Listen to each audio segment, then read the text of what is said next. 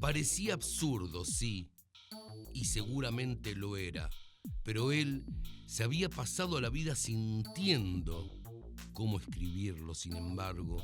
¿Cómo no adivinar tu gesto de fastidio ante la inminencia de las grandes palabras? ¿Cómo ignorar los efectos que producen el ritmo de tu respiración en los músculos de tus párpados y de tu boca, mi arrebatador estilo? Sintiendo que tenía una deuda con todos los hombres, especie de locura mesiánica o consecuencia de haber leído de muy chico a Dostoyevsky y haberse tomado en serio aquello de que todos somos responsables de todo ante todos, o la conciencia de haber llegado a los 33 años sin cumplir una sola de las fastuosas promesas que había hecho y se había hecho en la adolescencia.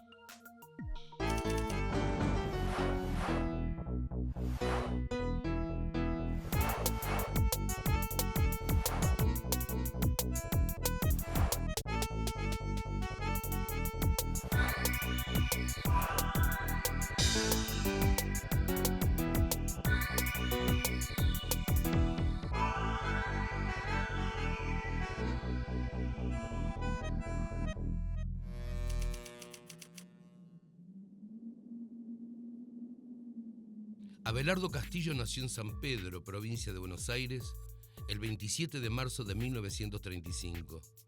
Es reconocido como uno de los escritores más importantes de la Argentina. Desde hace años coordina talleres literarios donde se han formado numerosos narradores. Su obra recorre todos los géneros: novela, cuento, teatro, poesía y ensayo crítico. Es muy difícil alentar la lectura en alguien que no ha leído o que no tiene la lectura por hábito. Y a medida que crece esa persona, se vuelve la empresa mucho más difícil, porque el hábito de la lectura, por no llamarlo la felicidad de la lectura, como diría Borges, alguna vez dijo que la lectura era una felicidad, se adquiere cuando uno es muy chico. Entonces es muy difícil inducir a alguien a que lea si no ha leído o si tiene la lectura incluso como algo aburrido o como algo obligatorio o como algo que es necesariamente pesado. Lo que creo que es una broma de todas maneras, pero que te aseguro que daría muy buen resultado, es que si uno es padre de un chico, debería prohibirle al chico que lea determinados libros. Decirle, bueno, de acá para acá podés leer, pero de acá para acá no tocas un solo libro porque no son para vos. Y en la prohibición, ahí le pones aquellos libros que querés que lea. Y yo me juego la cabeza que se van a trepar a sillas, van a hacer lo imposible por no cumplir la orden, vale decir, por desobedecer. Y al desobedecer van a aprender a leer, porque si vos le decís quiero que leas tal cosa, no va a tener absolutamente ningún resultado.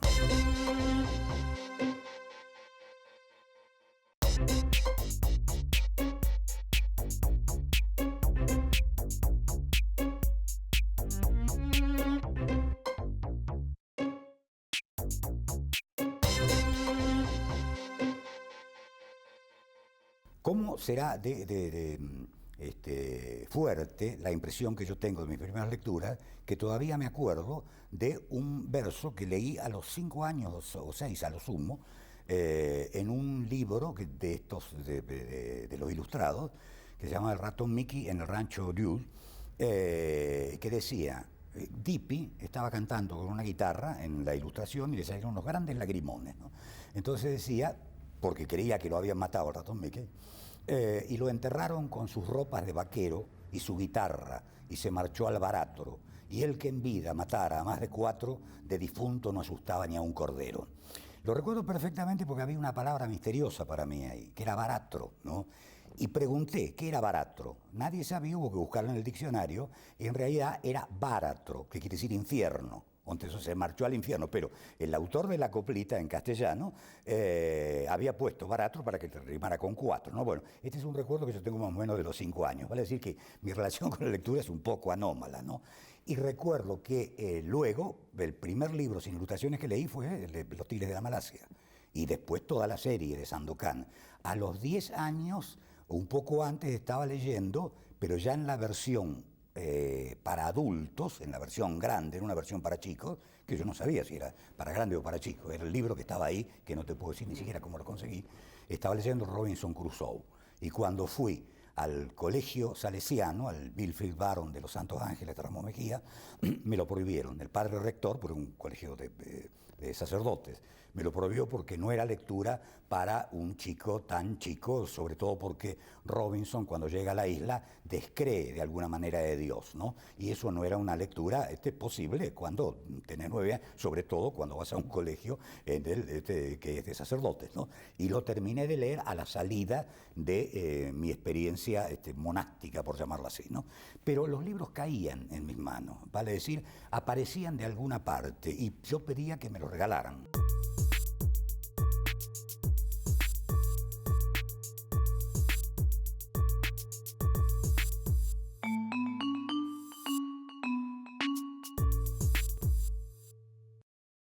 Cuando yo era chico, lo que existía era la radio. Al oír vos la voz de un actor en la radio, o la voz de alguien que estaba leyendo el pronóstico del tiempo, tenías que imaginarte cómo era esa cara, cómo era esa altura, qué es lo que había detrás. La televisión empezó a excluir esa zona de la imaginación. Y la lectura es justamente el hábito donde la imaginación trabaja con mucha más fuerza. Pero si le agregás al hecho que los chicos hoy nacen con el televisor en el living, ese televisor en el living es la diferencia que hay entre mi generación y la generación de los escritores jóvenes. Me lo hizo notar una vez Juan Forn, que me dijo, lo que pasa es que mi generación nació con la televisión en el living, y es cierto. Yo en 1950 tenía 15 años. En el primer televisor propio lo debo haber tenido alrededor de los 20, porque en el 55 supongo que ha habido un televisor en la casa de mi tía, ¿no? Pero hoy los chicos nacen con el televisor, lo saben manejar, además está esa facilidad del zapping, es decir, pueden ir a cualquier canal, antes por lo menos te tenía que levantar para cambiar el canal o cosas por el estilo, ¿no? Y además está la computadora y todo aquello que tiene que ver con Internet, que ha eliminado no solo la posibilidad de la lectura, sino de la escritura. No hay más que ver cómo chatean los chicos y el idioma que utilizan para chatear. Es un idioma absolutamente criptográfico, que vale para ellos nada más, y que está rompiendo las normas del lenguaje. Ahora, eso a mí no me parece grave, porque de alguna manera el hombre se va adecuando a las nuevas modalidades de lo que llamamos la cultura en general. Y además no creo que nadie sensato pueda tener ganas de leer El Quijote en la pantalla de una computadora. Es decir, para leer un libro vas a tener que agarrar el libro. En ese sentido, creo que el libro es invulnerable, es una invención que nació perfecta y que es casi la única que se conserva, tal cual como nació. Las falsas verdades del arte son su verdad. La Divina Comedia, y ya que me la paso nombrándola, hace 700 años que está de pie, lo más oronda, mientras que a su alrededor se derrumbó toda la concepción del mundo que le dio origen y hasta materialmente se derrumbó el mundo, con sus catedrales y sus acueductos, con su idea de Dios y sus esferas ptolomeicas, con su moral cotidiana y sus grandes principios éticos, con sus virtudes teologales y caseras, todo al carajo. Pero ahí está ella, encuadernada, en rústica, más intacta que las montañas y más sonora que el agua.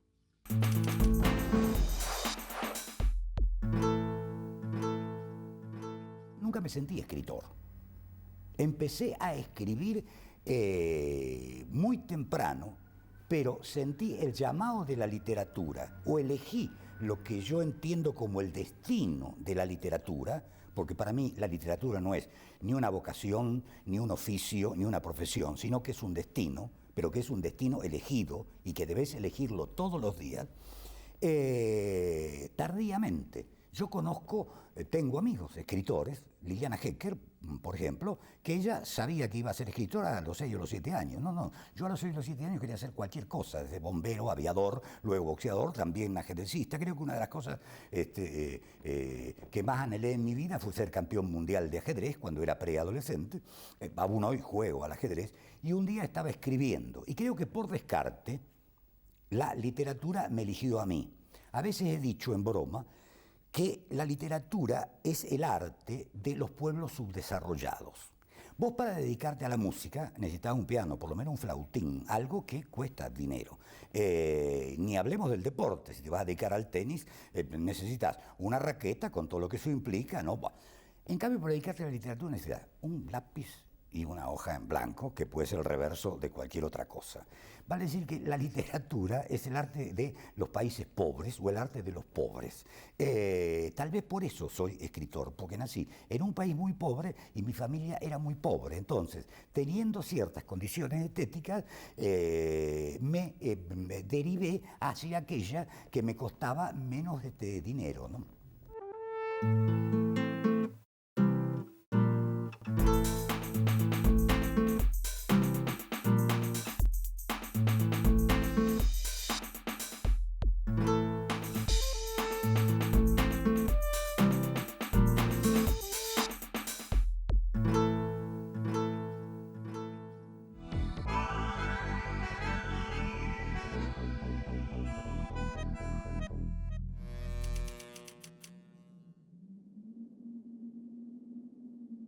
Es muy difícil para un escritor hablar de su propia obra.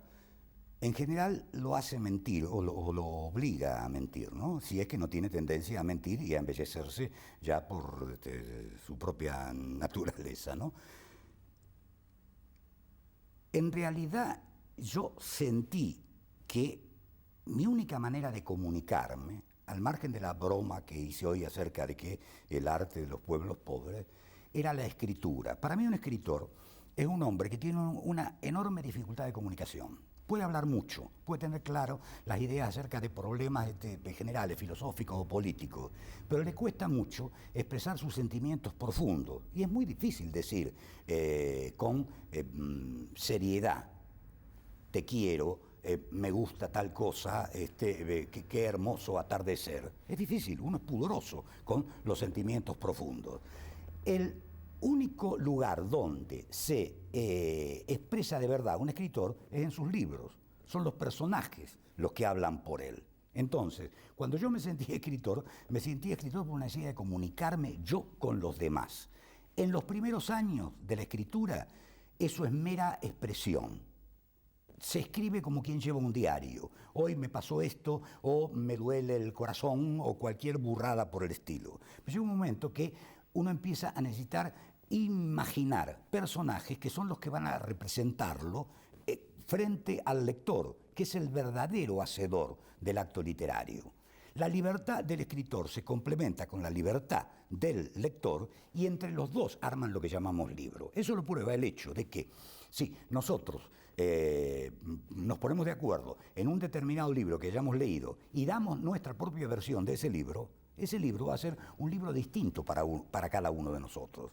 Así que es muy difícil saber cuáles son los pasos por los que un escritor se va acercando a su obra. Yo lo que sentí hacia los 20 años es que no era el poeta que había querido ser.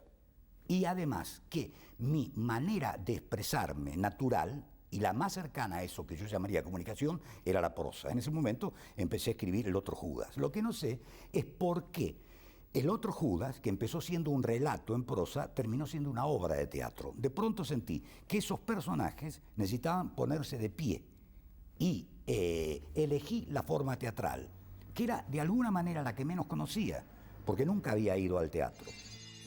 Judas, esperas que, como te lo han dicho, los últimos sean por una sola vez los primeros.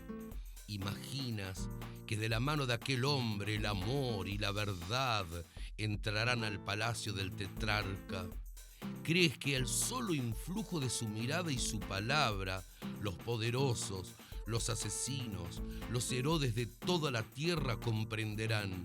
Sueñas. Ha llegado la hora de que cada cual tome la parte que le corresponde, porque así fue anunciado. Y entonces te despierta un alarido bestial que está reclamando «¡Crucificadle!». Y te das cuenta que nadie ha comprendido nada. Ellos han triunfado una vez más. Todo está en el sitio de siempre. No derrumbaste el palacio de los mármoles con tus flores. No era con rosas que se tumbaban las murallas de Jerusalén. Entonces el rabí se queda solo, como el pájaro mágico del Getsemaní que creíste ver una noche, solo, único, demasiado pequeño, al lado del patíbulo sin especie.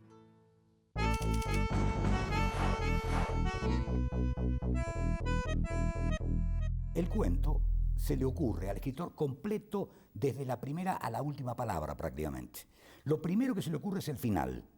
Y después, en ese final, donde ya está contenido el sentido del cuento, empiezan a concurrir todos los elementos del cuento que los va a inventar a veces lúcidamente y con la cabeza para darle una determinada forma. El cuento probablemente más conocido mío, La madre de Ernesto. Lo primero que yo supe de ese cuento es cómo terminaba. Lo único que tuve que justificar luego es dónde ocurría, qué edad tenía esa mujer para reconocer luego a los chicos, qué edad tenían los chicos, por qué eso no podía ocurrir en Buenos Aires y tenía que ocurrir en un pueblo. Para decir, todo eso fue mental, pero la idea de la mujer preguntando por su hijo en el último renglón del cuento, esa idea fue una idea que se me presentó ya hecha, tan hecha que en realidad me la contó un amigo.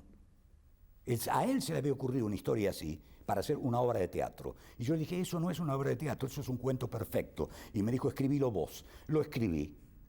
Vale decir que ni siquiera fue una idea que nació de mi imaginación, como otras tantas de mi obra. Los tres nos habíamos quedado inmóviles, clavados en el piso. Y al vernos así, titubeantes, vaya a saber con qué caras, el rostro de ella se fue transfigurando lenta, gradualmente, hasta adquirir una expresión extraña y terrible. Sí, porque al principio, durante unos segundos, fue perplejidad o incomprensión. Después no. Después pareció haber entendido oscuramente algo. Y nos miró con miedo, desgarrada, interrogante. Entonces lo dijo. Dijo si le había pasado algo a él, a Ernesto. Cerrándose el desabillé, lo dijo.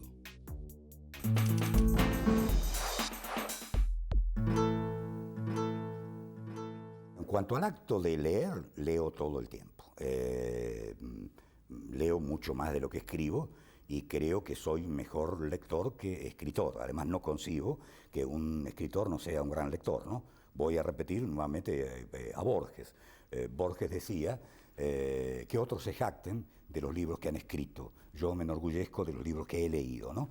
Esa frase me gustó tanto que me hubiera gustado decirla a mí, porque además es lo que siento. A mí no me interesan los libros que he leído. Ni siquiera tengo mis libros en la biblioteca, los libros que he escrito. Para mí los libros y la literatura son los libros de los otros. Los libros de Arlt, los libros de Marechal, los libros de Borges son la literatura argentina, para mí Sarmiento y todo lo que quiera agregarle, Cortázar, etc., ¿no? Thomas Mann, Sartre y todos aquellos escritores europeos del siglo XX que admiro son mi literatura. Los clásicos son la literatura que debe estar ahí como protegiéndome.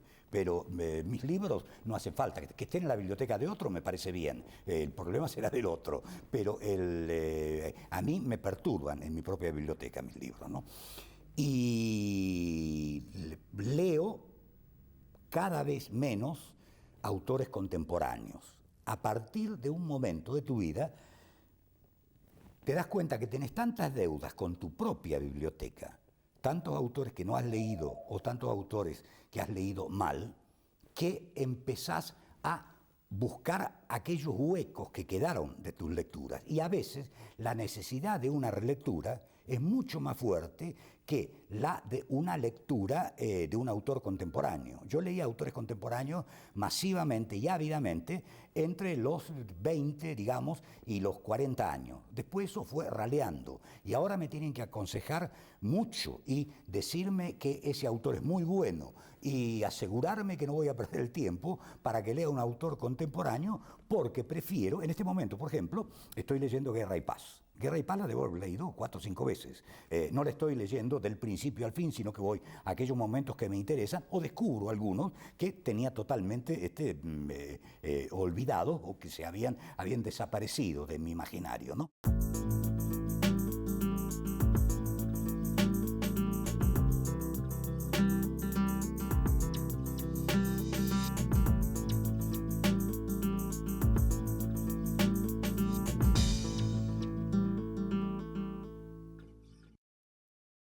Yo no sé cuál es el libro que me representa, ni sé cuáles son mis temas esenciales. Lo sé por los críticos y lo sé por los lectores. Y sin duda las situaciones límites, la muerte, la locura, el amor, bueno, eso está en mis libros en cantidades industriales, pero también está en la gente normal en cantidades industriales. La gente muere, le tiene miedo a la muerte, se enamora, comete crímenes, comete actos de locura. Vale decir que si esos son mis temas es porque son los temas del hombre. Es decir, no sé exactamente cuáles son mis temas en el sentido literario. Sé que un escritor es mayor escritor a medida que tiene menos temas esenciales y tiene 3 o 4 y a veces una sola obsesión muy profunda que trata de develar a través de la escritura de sus libros, de la lectura de los libros de otros y de lo que piensa de noche cuando está solo. Sobre eso hay una anécdota formidable de Anatole France, el gran escritor francés del siglo pasado, ¿no? Él decía que tenía un amigo librero que tenía unas ideas notables literarias. Y una vez le dijo a este hombre, qué gran escritor sería usted si tuviera menos ideas. Porque un escritor, a medida que va creciendo literariamente, tiene menos ideas en el sentido tradicional de la palabra ideas. Tiene 3 o 4 obsesiones profundas, o tal vez un solo tema central, que es el que difícilmente pueda develar él. Es muy probable que los lectores le digan, pero usted tiene una obsesión con tal cosa, ¿por qué? O ciertas preguntas que me han hecho a mí, ¿por qué sus parejas siempre son tan dramáticamente exacerbadas en su relación? ¿Y por qué da la impresión de que el amor para usted es imposible? Cuando yo no creo para nada que el amor sea imposible. Y además, estoy casado hace 30 y no sé cuántos años con la misma mujer a la que conocí cuando era prácticamente una chiquilina y nos llevamos muy bien y ella es escritora por su lado y yo por el mío. Vale decir que no es una relación conflictiva. Y eso me hizo pensar, ¿pero por qué tiene razón esta persona? Es decir, mis relaciones son siempre conflictivas. Tal vez sea porque vengo de una pareja destruida. Mis padres se separaron cuando yo era muy chico. Tal vez eso influye en mi concepción de la pareja. Pero si lo analizo seriamente, no tiene nada que ver con mi relación con el mundo real. Tiene que ver con mi relación con el mundo psicológico, por decirlo así, ¿no? Y muchos de los temas esenciales también de un escritor están en sus sueños. Habría que analizar a un escritor, para analizarlo totalmente, bueno, ¿qué es lo que sueña? ¿Cuáles son sus pesadillas recurrentes? Y ahí probablemente se encontrarán los temas de su literatura, ¿no? Pero yo no puedo saber cuáles son los temas de mi literatura. Sé que si hay un libro que me representa en un sentido, digamos, autobiográfico, tal vez sea El que tiene sed, porque cuenta varios años penosos de mi vida. Pero es muy probable que algún cuento mío sea más significativo que ese libro en cuanto a una realidad profunda, ¿no? Hablaré de la única experiencia que, siendo la más intransferible, personal y propia, puede ser compartida por todos: los sueños. La imposibilidad de dormir, la imposibilidad de descansar, la imposibilidad de que el cerebro realice su rito de purificación en su ámbito natural, el sueño, hace que los sueños no soñados del alcohólico se materialicen en el ámbito espacial, en lo que llamamos realidad. Ahí está la rata, o el diablito, o el puro triángulo abstracto y aterrador. Ahí está lo que a mí me aterra, que podría ser tu cielo, tu felicidad, tu calma. Ahí está y lo veo. Y quizás me toca, me babea o me quema y me habla a mí con voz que para tu oído puede ser música. No es como creía Goya, que el sueño de la razón engendre monstruos. Es la vigilia de la razón la que los engendra.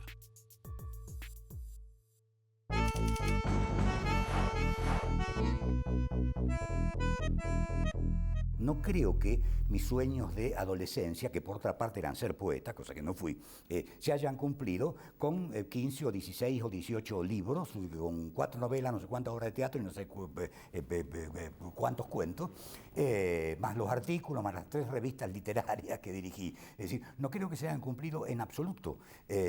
Pienso que en ese sentido, todo hombre es una especie de fracaso. Y en esto coincido con Sartre. Yo desconfío mucho de aquellas personas que dicen soy feliz o me siento realizado. Pero entonces, ¿qué se habían propuesto en la vida para sentirse realizado? Hay que aspirar a muy poco para sentirse realizado. Es decir, me siento realizado porque soy un gran arquitecto, por ejemplo. Si yo le oigo decir es un arquitecto, empiezo a desconfiar de él inmediatamente. No debe ser tan grande cuando está convencido de que es grande. Porque los grandes escritores, digamos Kafka murió absolutamente convencido que era un fracaso total. Virgilio, que es la Eneida, es el modelo de la epopeya posterior a las epopeyas de Homero, y algunos han jugado un libro perfecto.